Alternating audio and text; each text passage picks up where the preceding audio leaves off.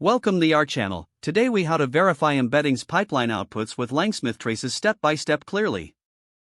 To verify embeddings pipeline outputs with LangSmith traces, begin by accessing your LangSmith dashboard. Locate the embeddings pipeline you wish to verify. Click on the pipeline to open its detailed view. Next, identify the specific output you want to examine. Select the output trace related to this embedding. Review the trace data presented in the interface. Check the embeddings generated by the pipeline for correctness. Compare these embeddings against your expected values. If available, utilize any built-in visualization tools to gain insights into the outputs.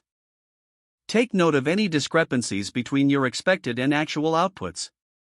If discrepancies are found, investigate the input data used in the pipeline. Validate that the input data was correctly formatted and pre-processed.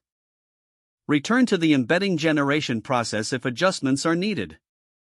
Rerun the pipeline with the corrected input data. Once the pipeline completes, revisit the traces for the new output. Repeat the verification process to ensure accuracy.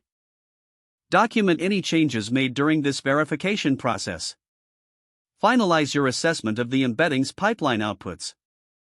If the page does not load, refresh the browser or try again in a private or incognito window. Make sure you are using the correct email address, then retype it carefully to avoid small typos. If your password is not accepted, use the reset option and create a new strong password you can remember. Check your spam folder for verification or security emails, then complete any requested confirmation steps.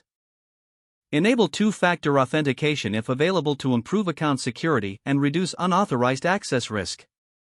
After signing in, review your profile details so your contact information and settings are accurate and current. If you see an error message, note it down and try again after restarting your device and internet connection.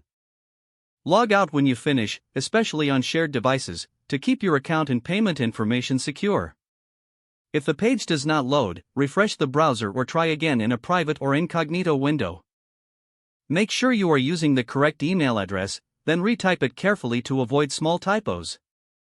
Don't forget to like this video and subscribe to our channel for more step-by-step tech guides.